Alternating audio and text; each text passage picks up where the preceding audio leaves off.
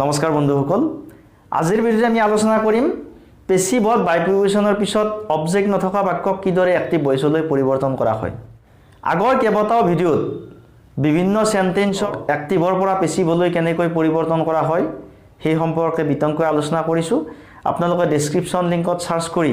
প্লেলিষ্টত গোটেইকেইটা ভিডিঅ' একেলগে চাব পাৰিব তেন্তে আহক পলম নকৰি আজিৰ ভিডিঅ'টো আৰম্ভ কৰো এতিয়া আজিৰ ভিডিঅ'ৰ বিষয়বস্তু হৈছে যে পেছিভত বাই প্ৰিপজিচনৰ পিছত অবজেক্ট নথকা বাক্যৰ এক্টিভ জেনাৰেলি কি হয় এক্টিভ ভইচক যেতিয়া আমি পেছিভ ভইচলৈ পৰিৱৰ্তন কৰো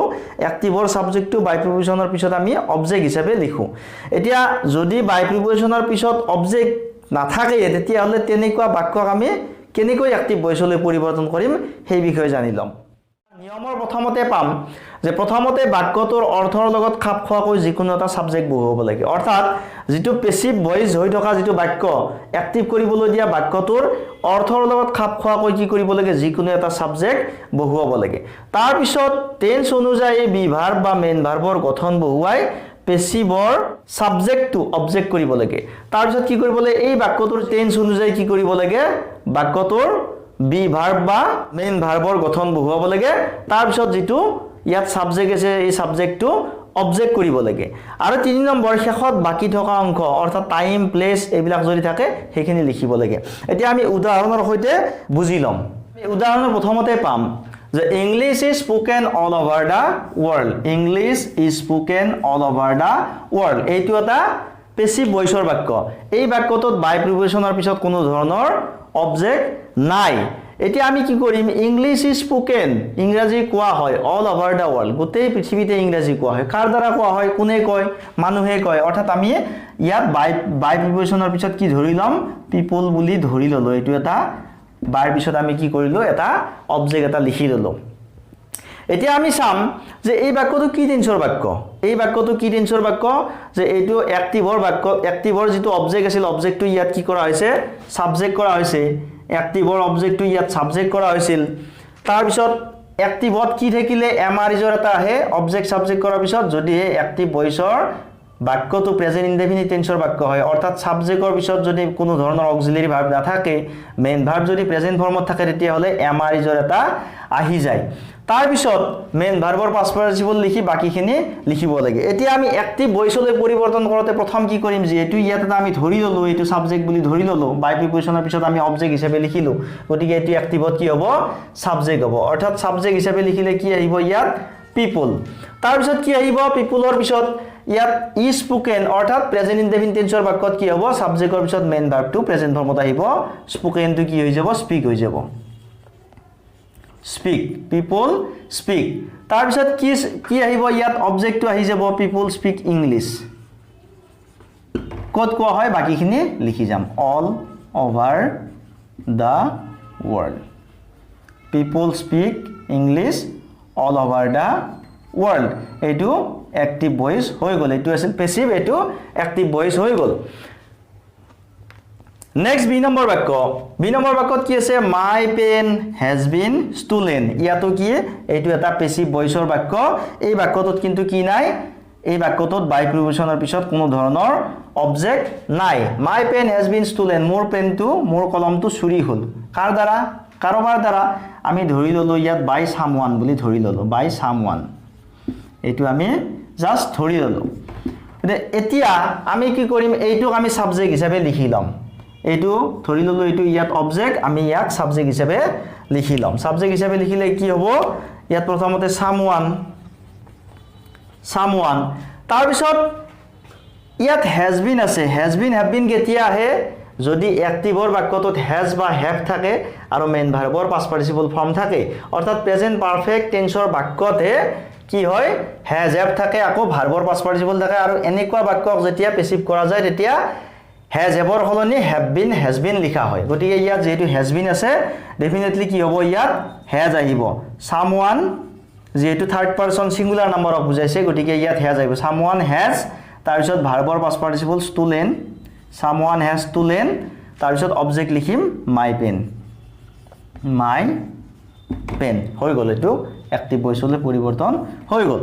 নেক্সট সি নম্বৰ বাক্য ইয়াত কি আছে হি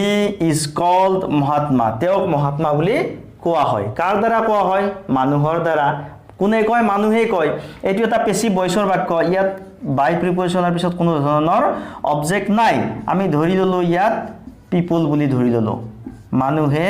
তেওঁক মহাত্মা বুলি কয় এতিয়া আমি অ্যাক্টিভ ভয়েসলৈ পৰিৱৰ্তন কৰোতে প্ৰথমতে কি লিখিম এই যে পিপল অবজেক্ট এইটোক আমি সাবজেক্ট হিচাপে লিখি লম পিপল তাৰ পিছত কি কৰিম ইজ কল মানে এইটো পেসিভ ভয়েসৰ আছে ইজ কল কেতিয়া হয় যদি অ্যাক্টিভৰ বাক্যটোত সাবজেক্টৰ পিছত কোনো অক্সিলাৰি ভাৰ্ব নাথাকে মেইন ভাৰ্বটো যদি প্ৰেজেন্ট ফৰ্মত থাকে অৰ্থাৎ যদি বাক্যটো প্ৰেজেন্ট ইনডেফিনিট টেন্সৰ বাক্য হয় তেতিয়াহলে পেসিভ ভয়েসলৈ পৰিৱৰ্তন কৰোতে অবজেক্ট টু সাবজেক্ট কৰি এমআৰ ইজৰতা লিখা হয় আৰু মেইন ভাৰ্বৰ পাষ্ট পাৰ্টিসিপল গতিকে এটো কি টেন্সৰ বাক্য আছিল প্ৰেজেন্ট ইনডেফিনিট টেন্সৰ বাক্য প্ৰেজেন্ট ইনডেফিনিট টেন্সৰ বাক্যত সাবজেক্টৰ পিছত মেইন ভাৰ্বটো আমি প্ৰেজেন্ট ফৰ্মত লিখিম পিপল কল তাৰ পিছত অবজেক্ট টু সাবজেক্ট হৈছে ইয়াতে এইটো অবজেক্ট আছিল সাবজেক্ট হৈছে এইটো যেতিয়া আমি অবজেক্ট কৰিম হিটো কি হৈ যাব অবজেক্টিভ ফৰ্ম কি হ'ব হিম পিপল কল হিম মহাত্মা বাকিখিনি পিছত লিখি দিলো হৈ গল এটো অ্যাক্টিভ নেক্সট দুই নম্বৰ বাক্যত আছে his bicycle has been lost তেওঁৰ বাইসাইকেলখন কি হল হেৰাল তেওঁৰ সাইকেলখন হেৰাল কোনে হেৰুৱালে তেওঁ হেৰুৱাব তেওঁৰ সাইকেলখন তেওঁ হেৰুৱাব আমি ধৰি ললো বাই হিম তেওঁৰ সাইকেলখন তেওঁৰ দ্বাৰাই হেৰাল বুলি ধৰি ললো এইটো আমি ইয়াত অবজেক্ট হিচাপে লিখিলো বাই প্ৰিপজিশনৰ অবজেক্ট কৰিলো এতিয়া আমি অ্যাক্টিভলৈ পৰিৱৰ্তন কৰোতে অবজেক্টটো প্ৰথমতে কি কৰিম সাবজেক্ট কৰিম কাৰণ অ্যাক্টিভৰ সাবজেক্টটো হে পেসিভত বাই প্ৰিপজিশনৰ অবজেক্ট হয় ইয়াত কি হ'ব হিম যেতিয়া সাবজেক্ট কৰিম হি হ'ব হি তাৰ পিছত হ্যাজ বিন কেতিয়া আহে যদি হে অ্যাক্টিভৰ বাক্যটো প্ৰেজেন্ট পাৰফেক্ট টেন্সৰ বাক্য হয় যদি হ্যাজ হ্যাভ থাকে তেতিয়া হলে পেসিভলৈ পৰিৱৰ্তন কৰোতে কি হয় হ্যাভ বিনৰ এটা আহি যায় গতিকে ইয়াত কি আহিব হ্যাজ আহিব হি হ্যাজ তাৰ পিছত ভাৰ্বৰ পাছৰ আহিব লস্ট হি হ্যাজ লস্ট কি হেৰুৱাইছিল ইয়াত যেটো সাবজেক্ট হৈ আছে এটো আছিল অবজেক্টটো কি হ'ব his bicycle he has lost his bicycle এটো অ্যাক্টিভ ভয়েসলৈ পৰিৱৰ্তন হৈ গল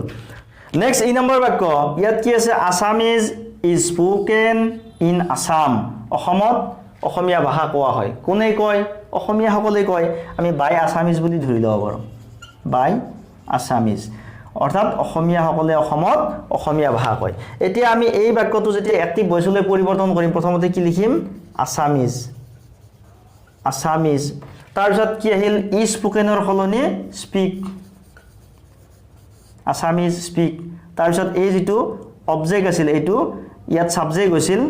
এইটো আমি ইয়াত অবজেক্ট হিচাপে লিখিম আসামিজ তাৰ পিছত বাকিখিনি ইন আসাম